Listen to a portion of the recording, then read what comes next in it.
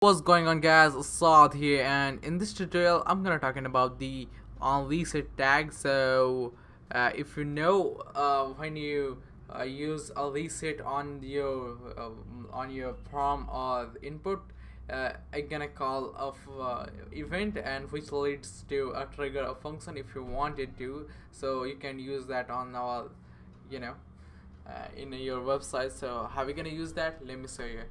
uh, for that to happen, we need to create a form. And now what I'm gonna do, no, we do not need any accent or something, because that would be worthless.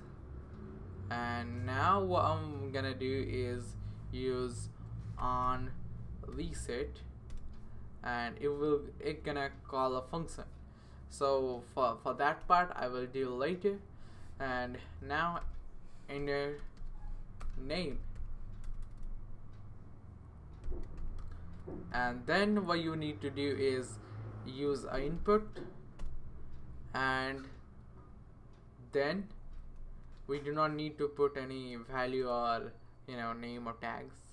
Just we gonna use another input which will be reset type. So input, and it will be reset. So what reset does is gonna if it's on the same form, it gonna rebind those. So this is the way we used to do. And now what we need to do is create a script for our application to work. So script, in the script tag, just you need to do is function name will be my function,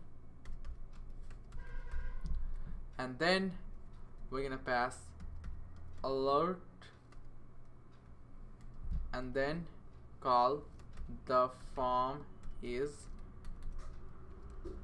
reset. And here we're gonna call from here the event from call from the function, and inside that we're gonna pass any no parameter, because we do not need any parameters here. Now when you look at the here and type something and click on reset, you can see how the is reset. That's a bad thing.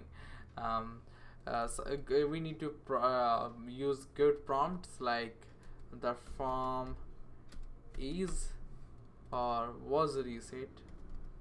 So here, and now when we do like enter your name, fraud, and reset, you can see the form was reset. So hope you guys understand. That's it for today's video, guys. See you guys in the next tutorial.